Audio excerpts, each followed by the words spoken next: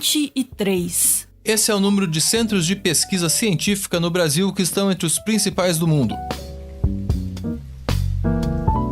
Todos eles, convém destacar, são universidades públicas. O levantamento é do Centro para Estudos da Ciência e Tecnologia da Universidade de Leiden, na Holanda, que anualmente publica o ranking das principais instituições acadêmicas do mundo. Para isso, a lista contabiliza as publicações catalogadas pela Web of Science, um banco de dados que reúne o conteúdo de periódicos científicos. Para entrar na edição de 2019 do ranking da Universidade de Leiden, uma instituição acadêmica precisou ter colocado pelo menos 1.000 publicações na coleção principal da Web of Science de 2014 até 2017.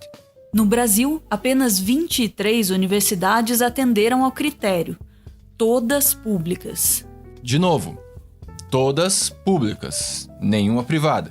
E nas universidades, né? Você vai na questão da pesquisa, né? Você não tem. Poucas universidades têm pesquisa, e dessas poucas, a grande parte está na iniciativa privada, como a Mackenzie em São Paulo, quando trata do grafeno. A Universidade Presbiteriana Mackenzie, ao contrário do que acredita o presidente, ou finge acreditar, nem aparece no Leiden Ranking 2019. Já na última edição do ranking universitário da Folha, a Mackenzie ocupou a 34ª colocação no quadro geral e apenas a 64ª em pesquisa. No ranking da Folha, a primeira universidade privada a aparecer é a PUC do Rio Grande do Sul, em 18º lugar.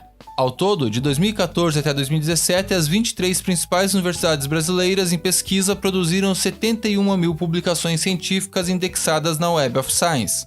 A campeã em número de trabalhos, muitas e muitas cabeças à frente, é a USP, a Universidade de São Paulo, que sozinha botou para circular quase 17.000 artigos, ou 25% do total do país. Em seguida vem a Unesp, a Universidade Estadual Paulista, com 6.000 publicações. Depois é a vez da Unicamp, a Universidade de Campinas, com 5.500 artigos.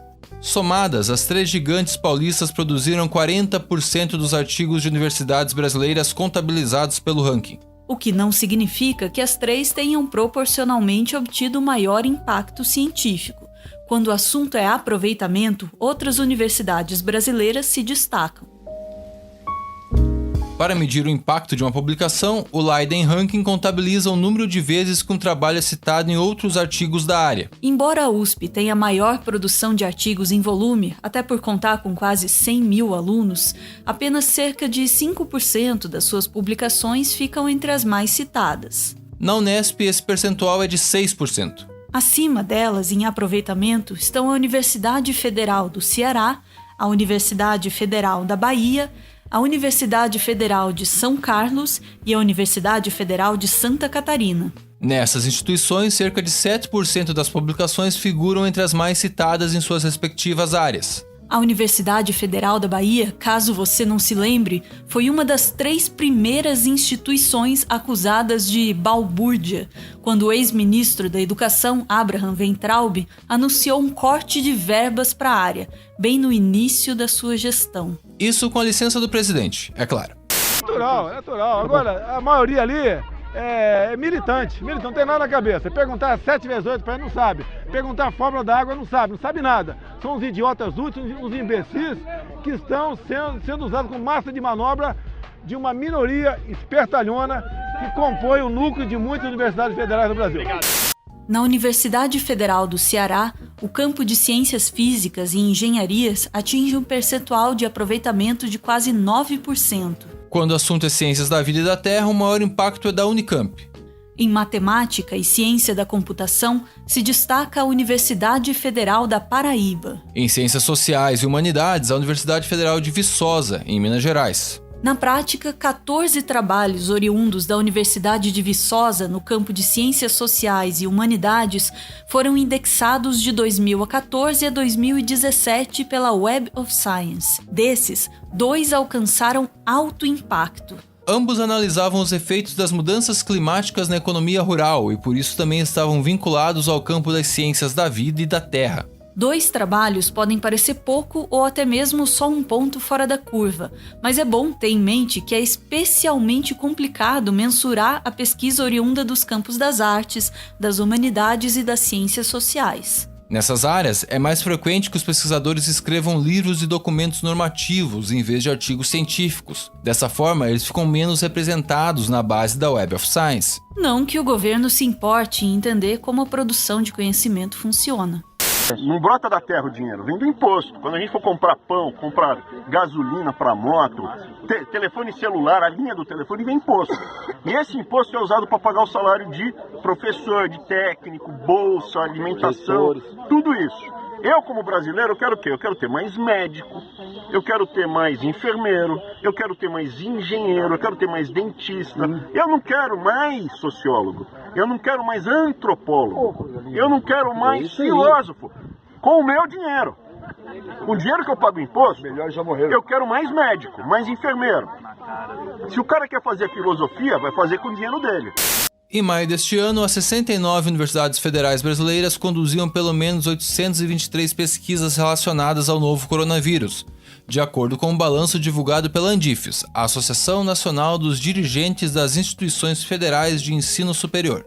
Elas envolviam desde a identificação dos locais mais afetados pela epidemia até o estudo do genoma do novo vírus, para a possível produção de uma vacina, passando também por investigações para a produção de testes a um custo mais baixo. Segundo o relatório da empresa Clarivate Analytics, publicado no ano passado, o Brasil foi o 13º país que mais produziu pesquisa científica no mundo de 2013 até 2018, com quase 881 mil publicações. O país ficou uma posição atrás da Coreia do Sul e uma posição à frente dos Países Baixos, ou Holanda, se você preferir chamar assim. Também ficou à frente da Rússia. O que se faz em muitas universidades e faculdades do Brasil, o estudante faz? Faz tudo, menos estudar. Querem o quê? Qual o futuro nosso? O que nos espera lá na frente? Os 5 campeões do relatório da Clarivate Analytics dão uma lista bem previsível. Lá estão Estados Unidos, China, Reino Unido, Alemanha e Japão. Em comparação com outros países chamados emergentes, a produção de pesquisa do Brasil é média. Tem mais publicações do que a África do Sul e Rússia, e mais impacto de citação do que Rússia e Índia. Em relação aos países desenvolvidos, as pesquisas brasileiras são menos impactantes. Mesmo assim, no quesito aproveitamento, o país está apenas ligeiramente atrás do Japão, embora seja preciso dizer que o Japão está abaixo da média mundial. O Brasil ainda publica muito mais artigos do que seus vizinhos de América Latina, mas os estudos conduzidos por alguns deles têm mais impacto do que os nossos. Isso acontece provavelmente por conta da cooperação internacional. Chile e Colômbia, por exemplo, produzem a maior parte de suas pesquisas, 67%, em colaboração com pesquisadores de outras nações, enquanto esse percentual no Brasil é só de 36%. Segundo a FAPESP, a Fundação de Amparo à Pesquisa do Estado de São Paulo, em 2017 os pesquisadores paulistas publicaram 9.500 trabalhos em parceria com estrangeiros, a maior parte norte-americanos. Em seguida vinham os britânicos, os espanhóis e os alemães. Nas últimas 2 décadas, o contingente de cientistas em atividade no Brasil cresceu. Os censos do Diretório de Grupos de Pesquisa do CNPq, o Conselho Nacional de Desenvolvimento Científico e Tecnológico, mostram que de 2000 até 2016 as equipes de pesquisadores no país saltaram de 11.700 para 37.600. O número de cientistas com doutorado também aumentou muito no mesmo período. Foi de 27 mil para 130 mil, uma diferença de 380%. Para fins de comparação, a população brasileira não cresceu mais do que 21% nos últimos 20 anos. As convocações feitas pela oposição é para discutir droga. E as drogas estão amplamente difundidas no Brasil, e o que a gente viu, a estatística nas universidades, é o dobro. Metade usa drogas. E por isso que eles plantam maconha, porque a demanda é tão grande e é tão natural que eles plantam maconha. Praticamente no mesmo espaço de tempo, as universidades ampliaram em 8 vezes a sua capacidade de se relacionar com o setor produtivo. Segundo a Clarivate Analytics, o número de artigos em coautoria entre pesquisadores de universidades e de empresas cresceu de 200 em 1999 para 1.600 em 2017. A inovação também recebeu mais investimento dentro das universidades públicas. Em 2017, 9 universidades estavam entre as 10 maiores depositantes nacionais de novas patentes. No início dos anos 2000, a coisa era bem diferente. Naquela época, só havia 2 universidades nesse primeiro pelotão. A Unicamp, em primeiro lugar, e a Universidade Federal de Minas Gerais, em 10º lugar. O resto da lista era composto por empresas como Petrobras, Arno, Multibras, Semeato e Vale. Aos trancos e barrancos, as universidades públicas conquistaram uma estrutura de pesquisa e pós-graduação, que em muitos casos alcançou níveis de excelência. Não é um resultado ruim em um país que investe menos de 1% do PIB em ciência, tecnologia e inovação. Em países da Europa, esses investimentos chegam a 3%. Embora, para o nosso novo ministro da Educação, o advogado e pastor presbiteriano Milton Ribeiro, esse seja um problema menor. O problema mesmo para ele é o sexo sem limites. Se você tem tem sexo com o seu vizinho que é casado, com a sua vizinha, mas é com amor, é o problema. Nenhuma dificuldade. Foi feito com amor. Essa é a nossa sociedade. É isso que eles estão ensinando para os nossos filhos na universidade. Nos últimos anos, a estrutura pública de pesquisa tem sido constantemente ameaçada com cortes abruptos de orçamento. Faltam insumos para os laboratórios, onde os equipamentos são obsoletos ou estão quebrados, sem verba de reposição. Nessa toada, jovens pesquisadores estão cada vez mais deixando o Brasil. Isso tem a ver também com a redução do número de bolsas de pesquisa, o baixo valor das bolsas de mestrado e doutorado e ainda com um pessimismo geral e difuso. E olha, não dá para culpar os jovens pesquisadores por isso. É o que a gente chama de fuga de cérebros. E é sempre uma péssima notícia para o futuro de qualquer país.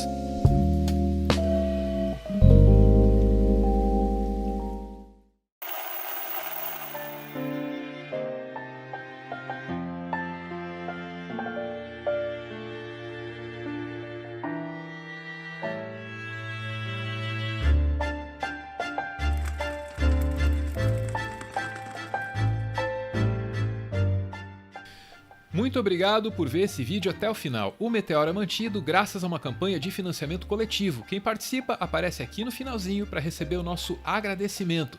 Hoje a gente vê aí a Gislane, a Carol e a Lud. Muito obrigado, gente. Beijo. Valeu!